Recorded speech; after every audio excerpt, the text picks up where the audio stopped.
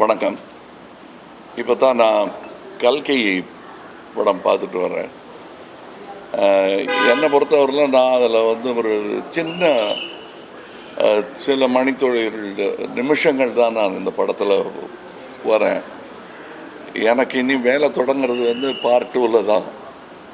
அதனால் நான் கிட்டத்தட்ட ரசிகர்கள் பார்க்குற மாதிரி தான் நானும் இதை பார்த்தேன், வியந்து பார்க்குறேன். உலக என்டர்டெயின்மெண்ட் அதை நோக்கி இந்திய சினிமா நகர்ந்து கொண்டிருக்கிறது என்பதற்கான பல அடையாளங்கள் சமீப காலங்களாக வந்து கொண்டிருக்கின்றன. அவற்றில் ஒன்று நாக் அஸ்வின் அவர்களின் கல்கி என்று நான் நினைக்கிறேன். ஏன்னா நம்மளுடைய ஆயுதங்கள் ரொம்ப கையால் செய்த ஆயுதங்களாக இருந்தாலும் அதோடைய வலிமை உலகம் பூரா பேசப்படும் என்பதற்கு அடையாளமாக சயின்ஸ் ஃபிக்ஷன், மித்தாலஜி எல்லாத்தையும் கலந்து எந்த அளவுக்கு அது எம்பாரஸ்மெண்ட் இல்லாமல், மத சார்பும் ரொம்ப இல்லாமல் அதை ரொம்ப கிளவராக பண்ணியிருக்காங்க. நான் மித்தாலஜி படங்களில் நடித்தது கிடையாது. நான் மனிதர்களோட வாழ்பவன். அதனால் இருந்தாலும் ஒரு சுவாரஸ்யமான கதையை இவர் சொல்லியிருக்கிறார்.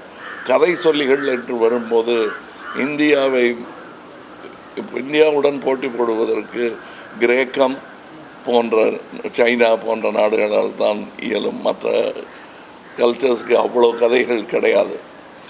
அந்த கதைகளிலிருந்து செலக்ட் பண்ணி செதுக்கி எடுத்து ஒரு ஜனரஞ்சகமான படத்தை உருவாக்கி இருக்கிறார். ரொம்ப பொறுமையுடன் அதை எல்லாரையும் பொறுமையுடன் அழைத்து வரவழைத்து அவங்கள இதில் பங்கெடுத்துக்க வச்சுருக்காங்க. அமித்ஜியெல்லாம் எந்த பட்டியலில் சேர்க்கறது, இளம் நடிகர்கள் பட்டியலையா இல்லை பழம் நடிகர்கள் பட்டியலில் சேர்க்கறதாங்கிறதுல குழப்பம் வர்ற அளவுக்கு அவ்வளோ பிரமாதமாக பண்ணியிருக்காரு. இதில் வரக்கூடிய இது ரெகுலர் ஒரு ஆந்திராவில் இருந்தோ அல்லது வடநாட்டில் இருந்தோ ஒரு படம் வரும்போது ஒரு டியூட் எத்தனை இருக்குது, ஃபைட் எத்தனை இருக்குதுன்னு, இதில் டியூட் எத்தனை இருக்குதுன்னு கேட்டால் இல்லைன்னு கூட தைரியமாக சொல்லலாம்.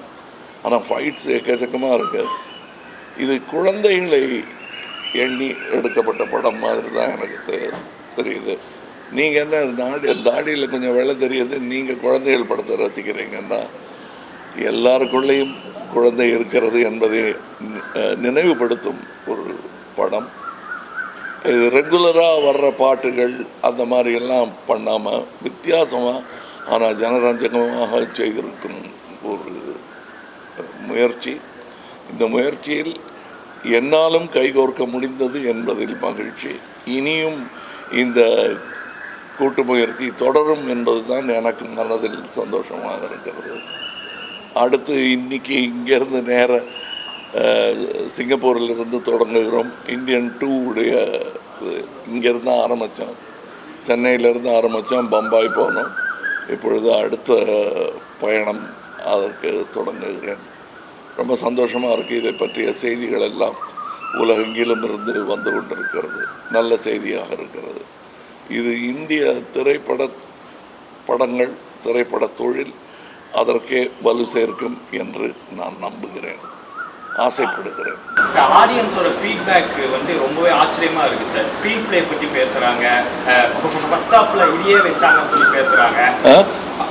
ஆடியன்ஸோட ஃபீட்பேக் நாங்க தேட்டரா போய் ரிவ்யூ சொல்லுங்க, நீங்க சொல்லுங்க.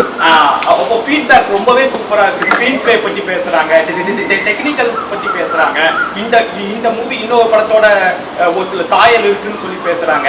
ஸோ இது ஆடியன்ஸோட நாலேஜ் நீங்க எப்படி சார் பாக்குறீங்க?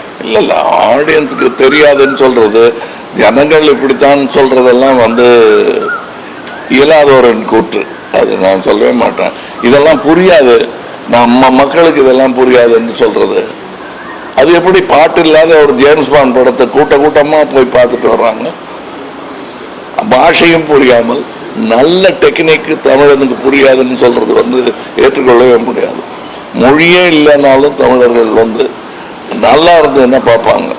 நான் சின்ன பையனாக இருந்தபோது செம்மீன் ஒரு படம் மொழி மாற்றம் கூட செய்யப்படல, சப்டைட்டில் கிடையாது. நான்லாம் 2 வாட்டி பார்த்தேன். எதுக்காக பார்த்தேன்னு இப்போ கேட்டால் எனக்கு சொல்ல தெரியாது.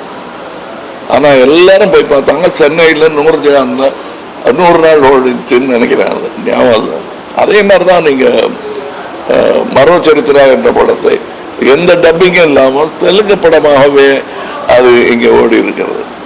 நம்ம தான் கலைக்கு மொழியை திணிக்கிறோம். அதுக்குள்ள சினிமா என்பது தனி மொழி, அதற்கான உதாரணம் இதில் தெரிகிறது.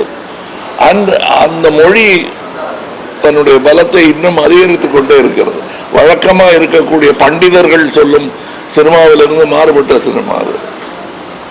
ஒரு பக்தி சினிமா இப்போ எடுத்தால் இப்படி இருக்குமான்னு சொல்ல முடியாது. ஆனால் அதுவும் இல்லாமல் இதுவும் இல்லாமல் சயின்ஸ் ஃபிக்ஷனையும் இதையும் சேர்த்து செய்த கலவை நல்ல யுக்தி என்று நான் நினைக்கிறேன். ஏன்னா தேவையில்லாத கேள்விகளை இதில் கேட்கவே முடியாது. அந்த கேள்வி கேட்பதற்கு நேரமே இல்லாமல் இது புனை கதை தான் என்று தைரியமாக சொல்லி ஆரம்பிக்கும் போது கேள்வியே கேட்க முடியாது. நன்றி.